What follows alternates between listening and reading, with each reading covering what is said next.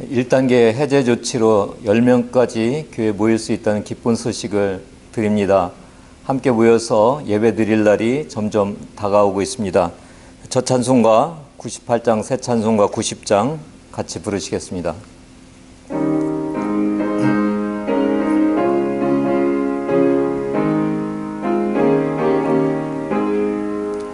주 예수 내가 알기 전 날 먼저 사랑했네. 그 크신 사랑 나타나 내 영혼 거듭났네.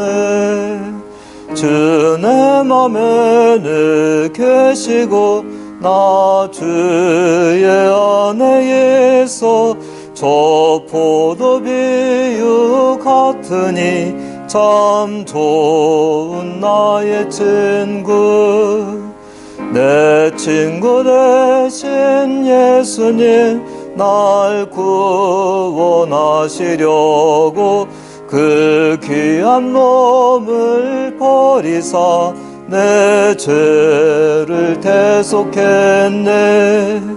나 주님을 늘 믿으며 그 손을 의지하고 내 몸과 마음을 바쳐서 끝까지 충성하리. 내 진실하신 친구여 그 은혜 내려주사 날 항상 보호하시고 내 방패 되옵소서. 그 풍성한 참 사랑을 네 능히 끊을 소냐. 날 구원하신 예수는 참 좋은 나의 친구.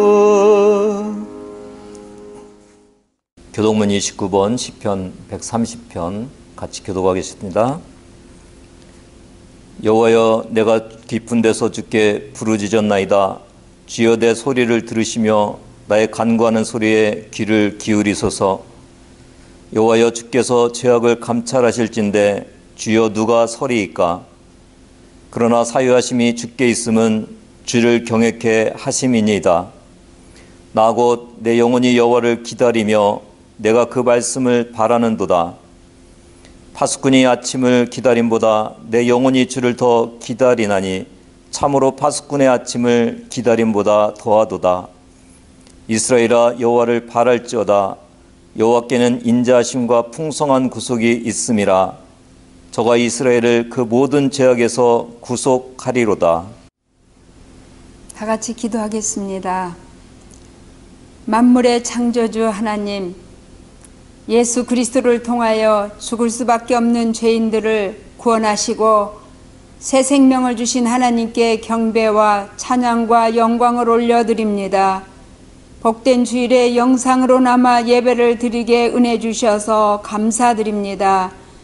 어렵고 힘든 시국 가운데도 주의 백성들을 주 안에서 평강으로 인도해 주시고 말씀과 기도로 하나님의 음성에 귀를 기울이게 하시고 세상을 돌아보지 않고 하나님께 가까이 가게 하심에 감사드립니다. 사랑의 주님, 성경에 오직 하나님 한 분만이 입법자요 재판장이라 하셨는데 하나님의 영역을 침범하고 말씀의 준행자로 살지 못하고 재판관으로 살았으며 형제 사랑을 마음으로 사랑하기를 다짐하였지만 행함으로 하지 못하고 말과 혀로만 사랑했으며 한 입으로 단물과 쓴물을 내며 살았던 우리들의 많은 죄악을 회개하오니 주님의 보혈로 정결하게 씻어주시고 용서하여 주시옵소서. 이제라도 말씀대로 순종하는 준행자의 삶이 되게 하시며 형제들을 말과 혀로만 사랑하지 말고 행함과 진실함으로 하게 하시옵소서. 언제나 하나님 앞에서 우리의 입술을 할례받아 쓴물을 버리고 단물만 내며 주를 닮아가는 성숙한 성도들이 되게 하시옵소서. 오직 양심과 진리의 말씀에만 귀를 기울이고 하나님께 순종하며 진리 안에서 진정한 자유를 누릴 수 있는 저희들이 되게 하여 주시옵소서. 이제 눈을 들어 주님의 뜻이 어디에 있는지 찾게 하시고 진리를 알지 못하는 자들의 영혼을 위해 기도하게 하시옵소서. 살아계신 생명의 주님, 우리 교회뿐 아니라 이 땅의 교회들에게 주신 복을 고난과 어려움에 처한 곤고한 형제들과 이웃들에게 나누고 섬길 수 있도록 은혜를 베풀어 주시옵소서. 어그러지고 깨어지고 상처 입은 영혼들에게 주님의 능력으로 치유하고 위로해 주는 교회들이 되게 하여 주시옵소서. 코로나 바이러스만 두려워하는 인류가 되지 말게 하시고 살아계신 하나님을 두려워하는 마음을 부어주셔서 죄악을 깨닫고 회개하여 하나님께 돌아오게 하시며 더 이상 하나님의 진노의 대상이 되지 않도록 역사하여 주시옵소서. 자비로우신 주님, 연중 행사인 5월의 전 구세군의 레드시럽필 모금을 코로나 바이러스로 인하여 전 시민의 녹두화를 하지 못하고 우리 성도들의 사랑의 손길을 모으고 있습니다. 그것으로 인하여 어렵고 힘들지만 더 어려운 이웃들을 생각하며 기쁨으로 정성과 사랑을 모아 구제 사역에 동참하는 성도들이 되어서 많은 영혼을 살리며 돕고 섬기며 주님 뜻 이루어드리도록 헌신하게 하시옵소서. 사랑의 주님, 오늘 우리 교회 병약한 성도들에게 주님의 능력으로 치료해 주셔서 기쁨으로 주를 찬송하게 하옵소서. 코로나가 10명까지 모임이 완화되어 이제 새벽기도 예배를 드리게 허락해 주신 하나님을 찬양합니다. 새벽기도에 많은 은혜를 부어주시고 주일 예배도 정상화되게 하시어 온 성도가 모여 기쁨으로 예배드리도록 도와주시옵소서. 대한민국 조국의 정치, 경제, 사회 모든 것이 회복되게 하시고 속히 북한 공산권이 무너지고 자유와 복음 안에 통일을 이루어 주시옵소서. 말씀이 선포될 때 우리의 심령과 영혼의 성령의 은혜가 임하게 하시고 영상 예배를 드린 자나 나이 많아서 드리지 못하는 성도들에게 동일한 은혜와 평강이 넘쳐나게 복을 주시옵소서.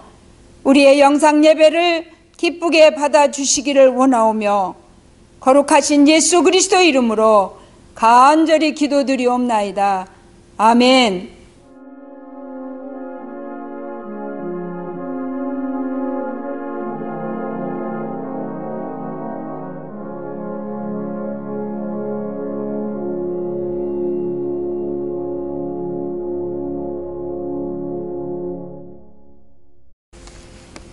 오늘 하나님께서 주신 말씀은 다니엘 9장 20절에서 27절까지입니다.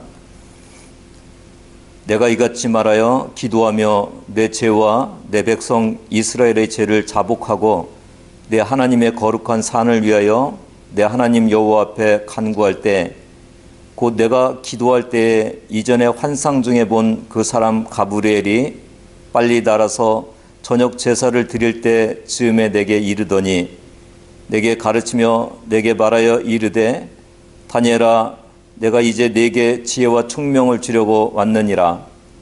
곧 네가 기도를 시작할 즈음에 명령이 내렸으므로 이제 네게 알리러 왔느니라. 너는 크게 은총을 입은 자라. 그런즉 너는 이 일을 생각하고 그 환상을 깨달을지니라. 네 백성과 네 거룩한 성을 위하여 이른 이래를 기한으로 정하였나니 허물이 그치며 죄가 끝나며 죄악이 용서되며 영원한 의가 드러나며 환상과 예언이 응하며 또 지극히 거룩한 이가 기름 부음을 받으리라. 그러므로 너는 깨달아 알지니라.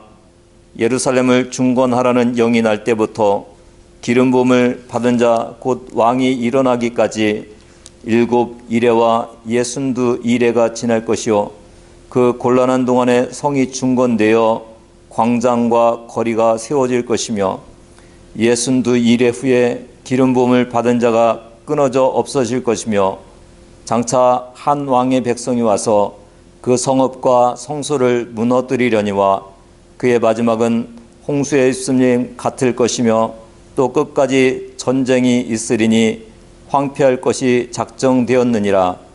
그가 장차 많은 사람들과 더불어 한 이레 동안의 언약을 굳게 맺고 그가 그 이레의 절반의 제사와 예물을 금지할 것이며 또 포악하여 가증한 것이 날개를 의지하여 설 것이며 또 이미 정한 종말까지 진노가 황폐하게 하는 자에게 쏟아지리라 하였느니라 하니라. 마더 테레사 수녀의 기도라는 글입니다. 여러분이 더 많이 기도할수록 기도는 그만큼 쉬워집니다. 기도가 쉬워지면 기도를 더 많이 하게 됩니다. 여러분은 일하는 동안에도 기도할 수 있습니다. 일은 기도를 방해하지 않으며 기도 또한 일을 방해하지 않습니다. 그분을 향해 아주 조금만 마음을 들어 올리는 것으로 충분합니다. 하나님, 저는 당신을 사랑합니다. 저는 당신을 신뢰합니다. 저는 당신을 믿습니다. 지금 저에겐 당신이 필요합니다. 이렇게 단순한 고백도 훌륭한 기도입니다. 다니엘은 기도의 사람입니다. 다니엘서 6장 10절이 다니엘의 기도를 말해줍니다. 다니엘이 이 조서에 왕의 도장이 찍힌 것을 알고도 자기 집에 돌아가서는 윗방에 올라가 예루살렘을 향한 창문을 열고 전에 하던 대로 하루 3번씩 무릎을 꿇고 기도하며 그의 하나님께 감사하였더라. 왕이 도장 찍힌 조서는 무엇이었습니까? 왕의 신임을 받은 다니엘을 끌어내리려는 다른 총리와 고관들의 계략이었습니다. 이 조서에 의하면 다니엘이 하나님께 계속 기도하면 사자굴에 던져져야 했습니다. 그럼에도 불구하고 다니엘은 하루에 3번 하나님께 기도하는 일을 멈추지 않았습니다.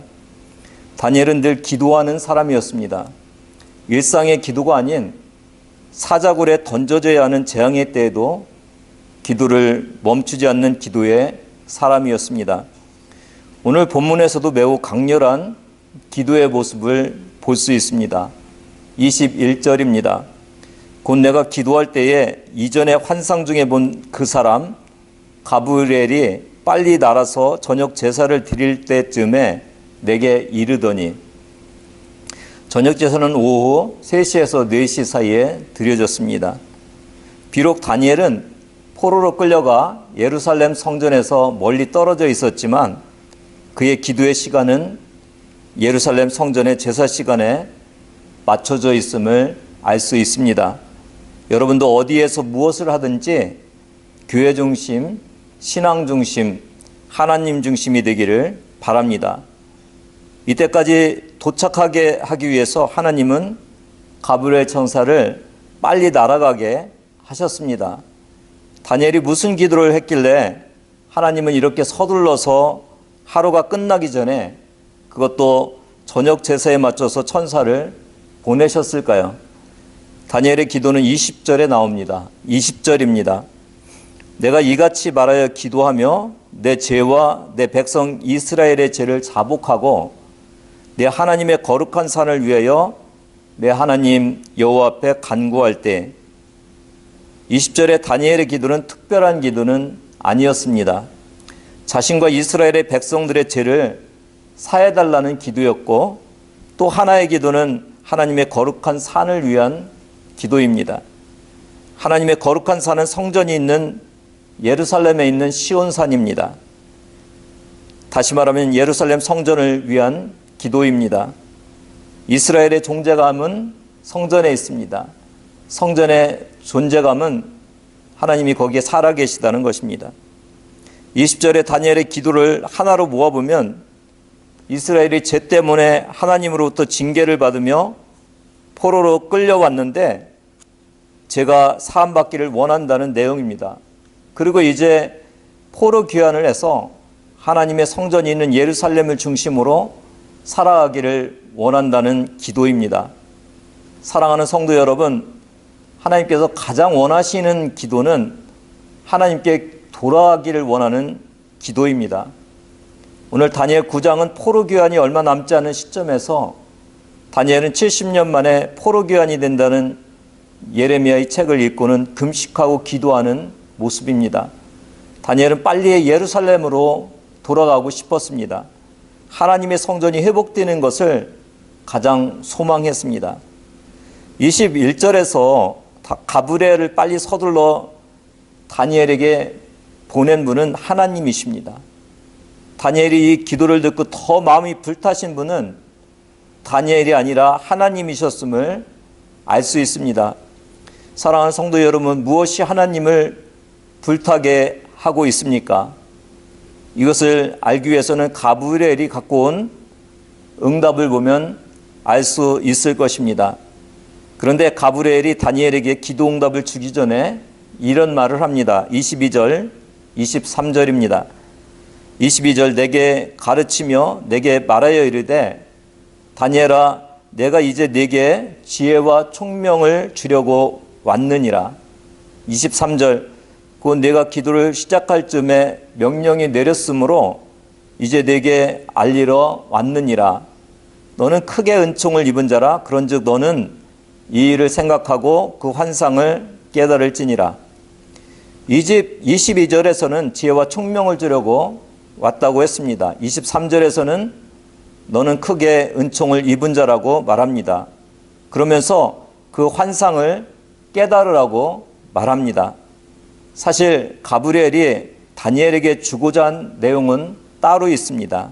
일은 일의 기간에 대한 내용이었습니다. 그런데 더 중요한 것은 아무리 환상을 주어도 깨닫지 못하면 아무것도 아니지 않습니까? 그러니 전하는 내용만큼 중요한 것은 그 내용을 깨달을 수 있는 지혜와 총명입니다. 누구는 이 아름다운 세상을 보면서 하나님을 노래하지만 누구는 이 아름다운 세상을 보면서 불평이 나옵니다. 왜냐하면 아름다운 세상을 깨닫지 못하기 때문입니다. 광야는 하나님이 주신 특별한 훈련 코스였습니다. 그러나 이스라엘 백성들은 돈 주고도 살 수 없는 특별한 영적 훈련의 장소에서 낮아지고 겸손해져서 하나님을 섬길 수 있는 영성의 이스라엘 백성들을 세워져야 했지만 그 기회를 하나님을 원망하고 불평하는 데 사용하였습니다. 이스라엘 백성들은 세상에 유일하신 하나님을 예배하며 사는 것에 가치를 깨닫지 못하고 우상 숭배를 했습니다. 하나님보다 이방신이 더 좋아 보였습니다. 그들에게는 만왕의 왕이신 하나님, 세상 누구보다도 풍요로우시고 사랑이 많으신 하나님을 볼 수 있는 눈이 가려져 있었습니다. 하나님은 하나님이 주신 율법에 순종하는 자들에게는 들어와도 복을 받고 나가도 복을 받는 은혜를 주셨습니다. 그러나 이스라엘 백성들은 가나안의 바알신에게 가서 복을 빌었습니다. 어미소가 2마리의 송아지를 낳았습니다. 송아지가 자라 맏송아지가 농부한테 사정을 합니다. 저에게는 제발 콧뚜레를 하지 말아 주십시오. 농부가 대답합니다. 콧뚜레를 하지 않으면 망아지처럼 되고 말 텐데. 아닙니다, 주인님. 그것은 옛날 생각입니다. 두고 보십시오. 콧뚜레를 하지 않아도 곱절이나 일을 잘하겠습니다. 농부는 동생 송아지에게만 콧뚜레를 했습니다. 맏송아지는 자신의 약속대로 콧뚜레가 없어도 스스로 멍에도 메고 쟁기도 끌었습니다. 콧뚜레를 한 동생 송아지가 지쳐 쉴 때에도 더욱 힘을 내어 달구지를 끌기도 했습니다. 그런데 차츰 꾀가 나기 시작한 맏송아지는 이를 피해 달아나기도 하고 자신을 잡으러 오는 농부에게 뒷발질을 하기도 했습니다. 그러던 어느 날 맏송아지가 보이지 않는 것이었습니다. 그 행방을 묻는 동생 송아지에게 주인이 이렇게 대답했습니다. 일도 안 하고 꾀만 부려서 도살장으로 보내졌다. 맏송아지는 콧뚜레의 가치를 알지 못했기 때문에 도살장으로 보내졌습니다.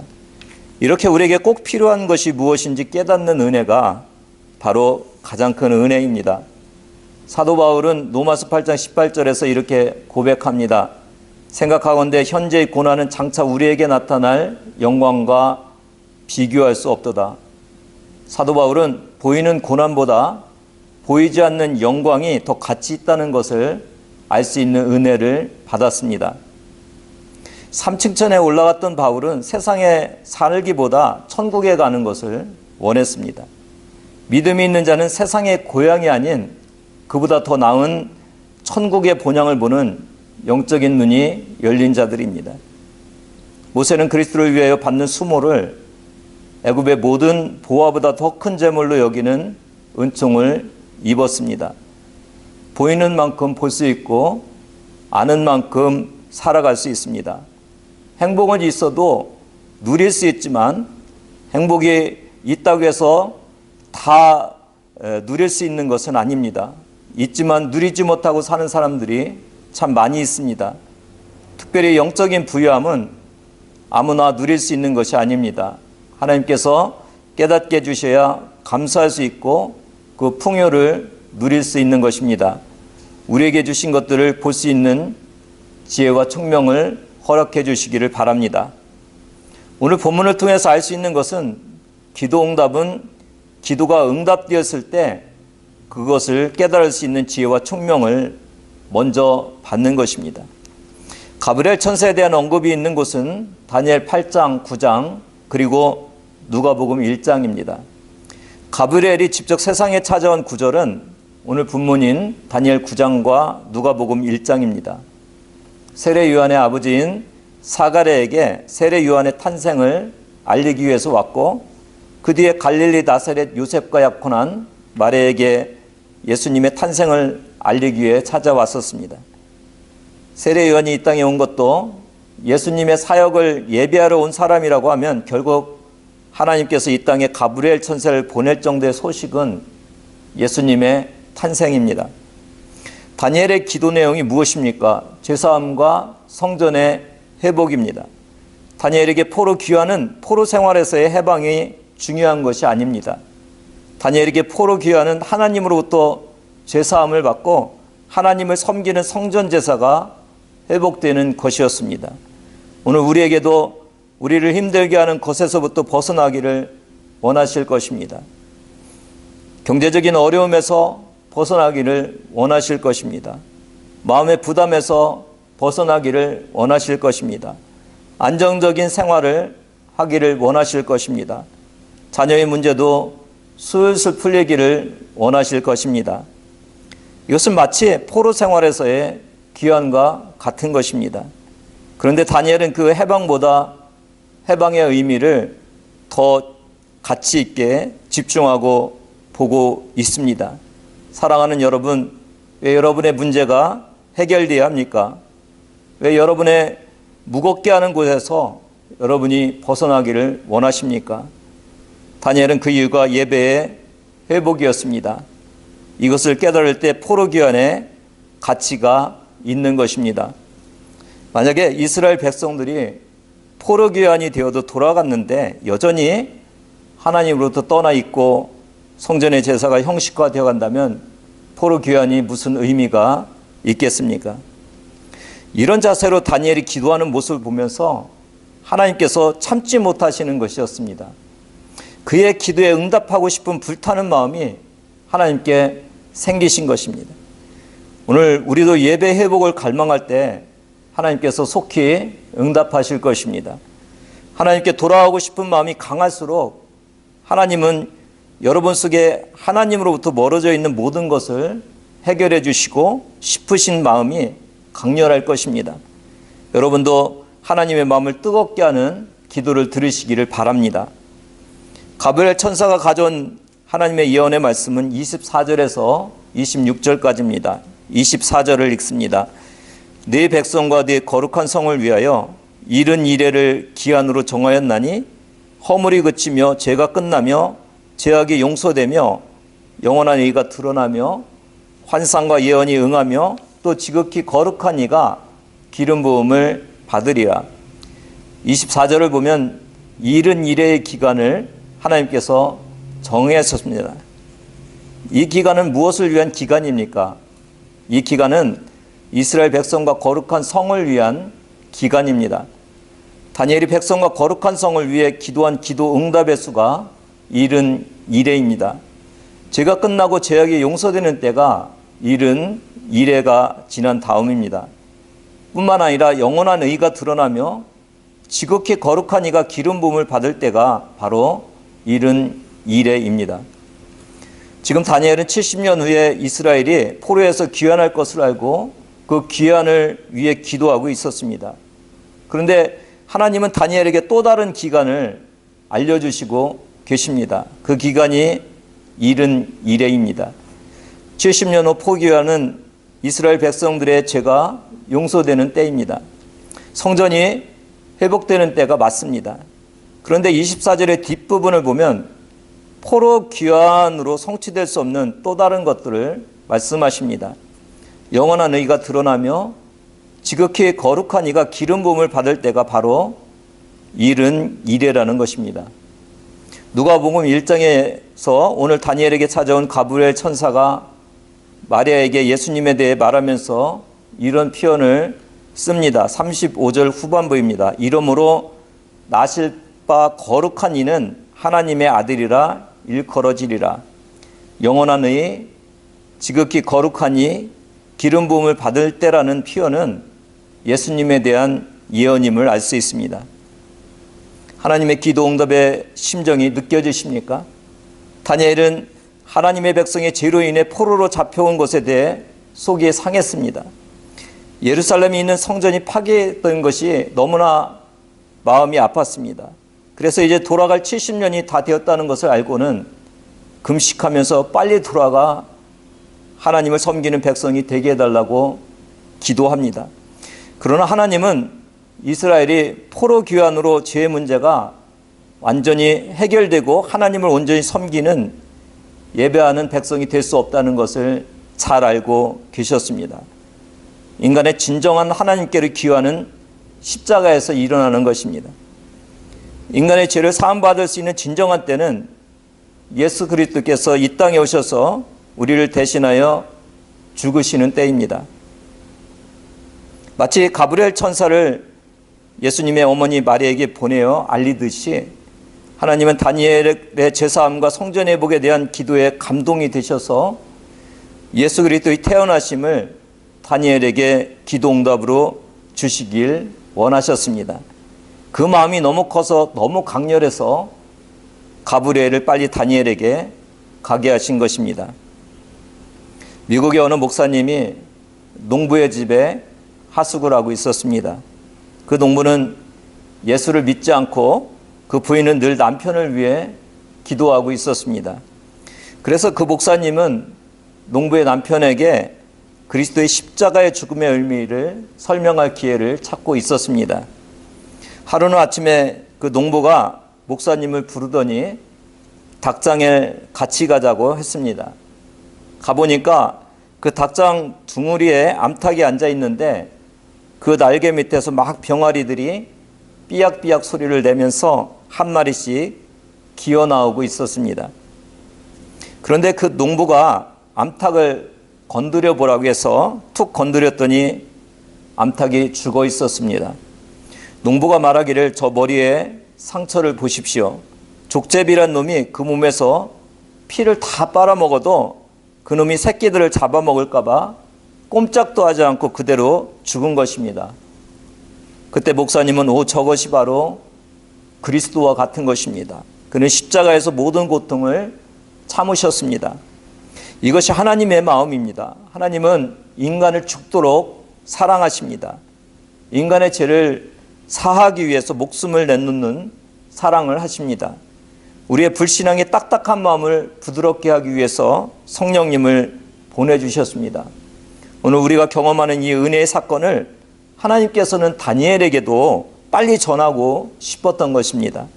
하나님의 가장 큰 관심은 죄사함과 하나님과 화목하게 되는 것입니다. 예배드리는 사랑하는 성도 여러분, 오늘 우리의 관심은 다니엘과 같아야 합니다. 그리고 가브리엘을 보내서 맛보게 하신 그 복음의 말씀을 새롭게 내 마음에 받으셔야 합니다. 오늘 우리가 하나님께 감사할 수 있는 최고의 은혜는 십자가의 은혜입니다. 오늘 우리가 살아가야 될 가장 큰 이유는 예배의 회복입니다. 하나님과의 관계 회복입니다. 하나님이 가장 우리에게 주고 싶은 것도 이 복음입니다. 오늘도 하나님께서 이 사실을 우리에게 주고 싶으신 불타는 마음을 갖고 계십니다. 그러면 어떻게 예수님께서 이 땅에 오실 기간을 71회로 말씀하셨는지를 살펴보는 시간을 갖겠습니다. 계산이 복잡해서 이해가 안 되셔도 괜찮습니다. 결론은 이미 말씀드렸습니다. 예수님께서 이 땅에 오실 기간, 우리의 제사함을 주시기 위해서 오실 예수님에 대한 소식을 전하기 위해서 가브리엘에게 보내 71회의 기간을 주신 것입니다. 그래도 성경에 나와 있는 것이기 때문에 저희가 풀어나가야 할 것 같습니다. 사실 성경의 숫자를 하나하나 푼다는 것 자체가 무리가 있습니다. 이 숫자에 대해서도 모든 학자들의 의견이 같지는 않습니다. 오늘 제가 풀어가는 이 말씀은 하나님의 말씀을 풀어준 고전적인 성서 핸드북을 인용하는 것입니다. 한글 성경은 71회로 기간을 정했다고 번역해 놓았습니다. 71회는 70이 70이고 1회가 7입니다. 마치 71회는 77을 말하는 것 같습니다. 그러나 영어로 성경을 보면 77이라고 안 하고 77s라고 그렇게 되어 있습니다. 70이 7번이 있다는 말입니다. 한 주가 70번이 있다고 말하는 것입니다. 즉 71회는 77이 아니라 490을 말합니다. 490은 490일이면은 1년 반도 안 되기 때문에 490을 보통 490년으로 해석을 합니다. 에스겔 4장 6절을 보면 그 수가 차거든 너희는 오른쪽으로 누워 유다 족속의 죄악을 담당하라. 내가 네게 40일을 정하였나니 하루가 1년이니라. 위에서 했던 복잡한 수학은 다 잊어버리시고 이 사실만 붙드시기 바랍니다. 성경에서 말하는 71회는 490년을 말하는 것입니다. 그러면 490년과 예수님이 오시는 날과 어떻게 연결시킬 수 있습니까? 25절입니다. 그러므로 너는 깨달아 알지니라 예루살렘을 중건하라는 영이 날 때부터 기름 부음을 받은 자 곧 왕이 일어나기까지 7일에와 62일에가 지날 것이요 그 곤란한 동안에 성이 중건되어 광장과 거리가 세워질 것이며 25절에서는 490년의 시작 연수가 7일에와 62일에로 나뉘어서 기록되고 있습니다. 7일에와 62일에를 합치면 얼마입니까? 7과 62가 합치면 69가 됩니다. 71회가 아니라 69일에 대해서 말씀하고 있습니다. 언제부터 69일이라고 말씀합니까? 25절에서는 예루살렘에 중건하라는 영이 날 때부터라고 말합니다. 이 69일에는 483년입니다. 그리고 바사왕이 예루살렘 성의 재건을 공포한 때가 BC 457년입니다. 이 BC 457년에다가 483년을 더하면은 AD 26년이 됩니다. 이때가 바로 예수님이 공생활을 시작한 30대입니다. 아니, 예수님이 태어나고부터의 시간이 AD인데 어떻게 26세에 예수님께서 공생애를 시작한 것이 아니지 않습니까? 예, AD와 BC를 나누는 것의 기준은 예수님이 탄생할 때인데 이 AD와 BC를 나눈 그 시점은 예수님이 탄생하고 나서 훨씬 뒤의 일인데 착오를 해갖고 잘못 AD와 BC를 나눴습니다. 그래서 AD 26년이 예수님이 공생애를 시작한 30년 정도가 됩니다. 26절에서 25절에서 69일회를 7일회와 62일회로 나눴는데 이 7일회는 아마도 성재건과 관련된 기간으로 보여집니다. 처음에 7일에는 포로 귀환, 성전, 성재건들과 관련된 시간으로 보입니다. 근데 72일 동안이라고 그랬는데 지금 69일에만 말하지 않았습니까? 이 나머지 한 일회인 7년인데 그 기간 중에 예수님의 공생애가 포함되어 있고 예수님의 십자가의 고난이 그 안에 들어가 있습니다. 다시 말하면 72일이라는 것은 이스라엘 포로와 귀환으로부터 예수님이 이 땅에 오시고 십자가에 죽으심까지의 내용들에 대해서 계시하는 말씀입니다. 다니엘은 70년 후에 포로 귀환 생활을 바라고 기도했지만 하나님은 70년 포로 귀환보다 더 큰 비밀을 그 예수님의 십자가까지도 알려주시기 위해서 가브리엘을 속히 다니엘에게 보내셨던 것입니다. 다니엘에게는 하나님께서 주시는 많은 환상들이 있었습니다. 그 환상은 바벨론, 메데바사, 헬라, 로마 시대에 대한 예언이었습니다.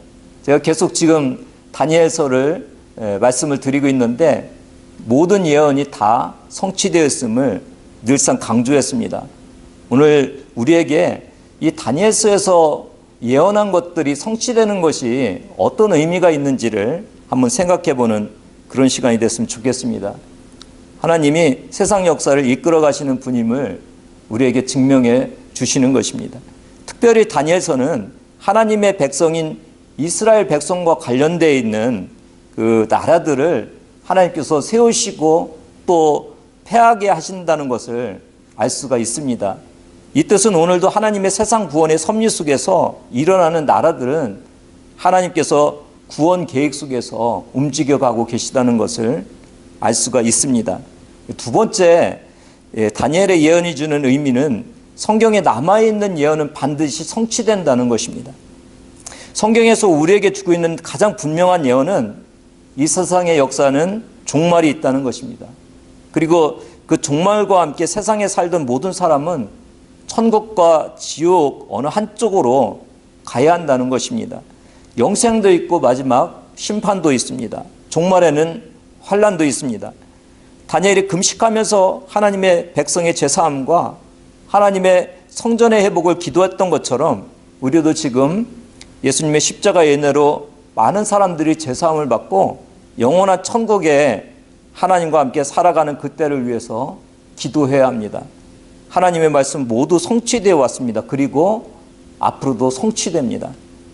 스바냐 3장 17절입니다. 너희 하나님 여호와가 너희 가운데 계시니 그는 구원을 베푸실 전능자이시라. 그가 너로 말미암아 기쁨을 이기지 못하시며 너를 잠잠히 사랑하시며 너로 말미암아 즐거이 부르며 기뻐하시리라 하리라. 로마서 8장 32절입니다. 자기 아들을 아끼지 아니하시고 우리 모든 사람을 위해 내주시니가 어찌 그 아들과 함께 모든 것을 우리에게 주시지 아니하겠느냐.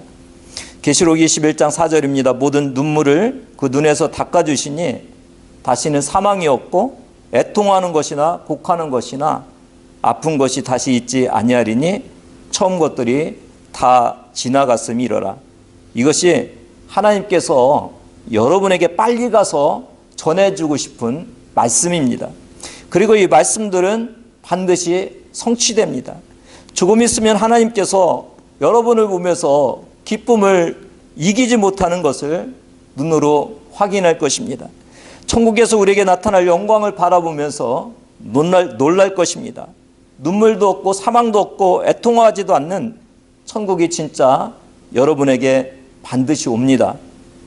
이것이 오늘 하나님께서 여러분에게 달려와서 전해주고 싶은 말씀입니다. 사랑하는 성도 여러분, 제사함의 기쁨으로 하나님을 섬기시며 사시는 한 주가 되기를 바랍니다. 기도하겠습니다. 사랑의 하나님, 하나님의 계획을 숨기지 않으시고 드러내 보이시기를 원하는 주님을 찬양합니다. 다니엘서를 통해 말씀하시고 응답하시는 하나님의 일하심을 확인하게 해주셔서 감사합니다. 말씀으로 돌아가게 해주시고 영원한 세상을 깨달을 수 있는 지혜와 명철을 허락하시옵소서.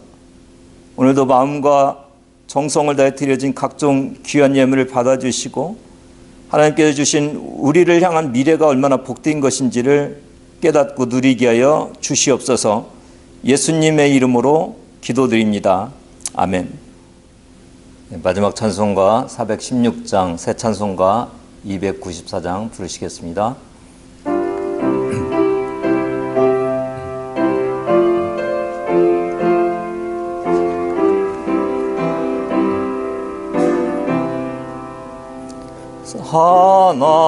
하나님은 내 아들을 주시는 데까지 세상 사람 사랑하니 참 사랑이로다. 하나님은 사랑이라 죄악에 빠졌던 우리까지 사랑하니 참 사랑 아닌가. 하나님을 배반하고 멀리 떠난 우리 원수같이 대적하나 사랑하여 주네. 하나님은 사랑이라 죄악에 빠졌던 우리까지 사랑하니 참 사랑 아닌가. 세상 죄를 사시려 우리 죽을 대신 성자 예수 십자가에 고난 받으셨네. 하나님은 사랑이라 죄악에 빠졌던 우리까지 사랑하니 참 사랑 아닌가. 이 사랑에 감복하여 곧 주께 나오라. 고난 영혼 주께 맡겨 구원을 얻으라.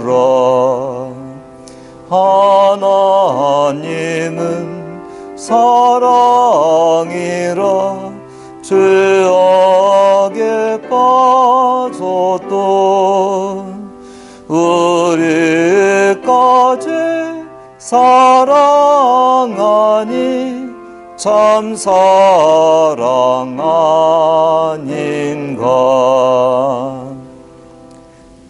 이제는 우리를 구원하시기 위해 이 땅에 오신 예수 그리스도의 은혜와 구원 역사를 미리 보게 하시고 성취하시는 하나님의 사랑하심과 성령님의 교통하심이 오늘 예배드리는 주의 자녀들 머리머리 위에 지금부터 영원까지 함께 하시길 간절히 축원하옵나이다.